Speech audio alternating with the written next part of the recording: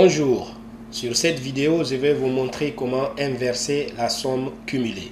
La vidéo précédente nous avions vu comment calculer la somme cumulée en utilisant des formules d'Excel et en utilisant Power Query. Aujourd'hui nous allons voir comment inverser cette situation, c'est-à-dire que nous avons la somme cumulée et nous voudrons retrouver les ventes quotidiennes. Avec Excel c'est très simple, il suffit juste de soustraire la ligne précédente à la ligne actuelle. Par exemple ici à ce niveau là il suffit de faire 10 132 moins 4 722 pour trouver la valeur de la vente de ce jour là. Donc c'est parti, on va calculer ça ici. Donc pour la première valeur c'est la même, pour la deuxième valeur on va dire que c'est ceci moins ceci. Entrée, donc on va tirer jusqu'à la fin. Voilà. Donc nous avons ici les ventes quotidiennes très rapidement avec Excel. On va vérifier. Donc la première valeur c'est la même chose, mais la deuxième valeur ici, on va voir si c'est la même chose. Ici on a 10 132, c'est ce qui était là. La troisième valeur 14 428, c'est ce qui est là. Si je viens jusqu'ici, ça fait 62 173, c'est ce qui est là. Donc avec cette technique, nous avons retrouvé rapidement avec une formule d'Excel les ventes quotidiennes. Mais ceci, on ne peut pas utiliser ça sur Power Query parce que ici nous avons utilisé la différence entre deux cellules. Alors que Power Query utilise soit un tableau entier, soit une colonne. Donc on va simuler cette situation sur Excel. Donc si on remarque bien, il y a cette différence B6 moins B5. Il y a un offset, un décalage d'une cellule. Donc on va créer ce décalage là en copiant une deuxième colonne. D'accord, je récupère ces ventes cumulées là. Je fais CTRL C. Je viens décaler d'une cellule par rapport à ça. Je fais CTRL V. D'accord, échappe. Là j'ai un décalage d'une cellule. Donc ici, je vais calculer les ventes quotidiennes. Égal, je vais dire que c'est cette colonne moins cette colonne. D'accord? Comme ici, il y avait un décalage d'une cellule, j'ai fait un décalage d'une cellule. Donc c'est cette colonne moins cette colonne. D'accord? Je fais entrer. Et je vais tirer vers le bas jusqu'à l'avant-dernière ici. Parce qu'ici, c'est la somme totale. D'accord? On va voir si on a les mêmes résultats. Apparemment, oui. Bon, je vais appeler ici vente. Vente. Donc, nous avons les mêmes résultats. Je peux masquer cette... Voilà, nous avons les mêmes résultats. Donc cette technique peut bien marcher sur Power Query en utilisant deux colonnes et en les décalant d'une cellule. D'accord?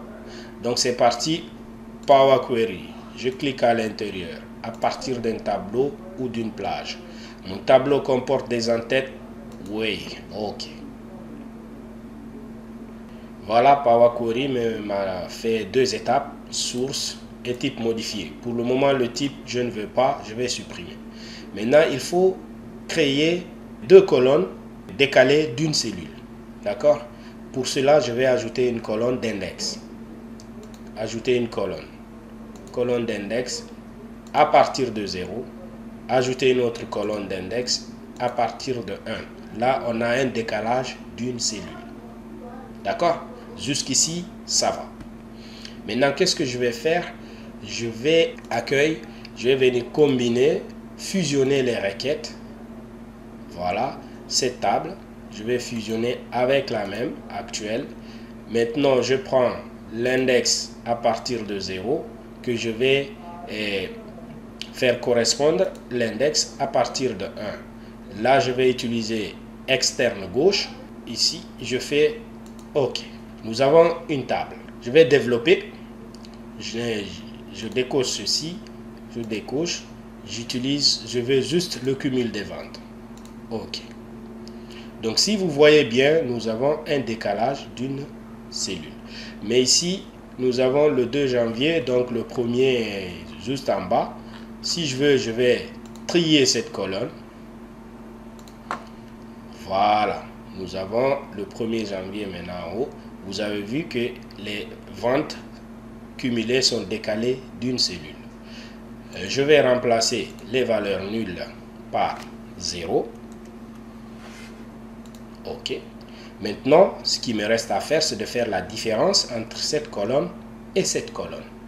D'accord? Je vais ajouter une colonne où je vais avoir la différence de ces deux colonnes. Donc, je viens cumul des ventes, contrôle, cumul des ventes 2, ajouter une colonne, standard, soustraire.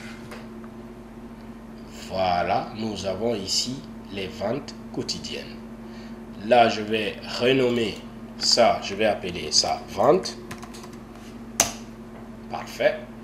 Maintenant, je vais supprimer les colonnes d'index et ventes cumulées ici. Supprimer les colonnes.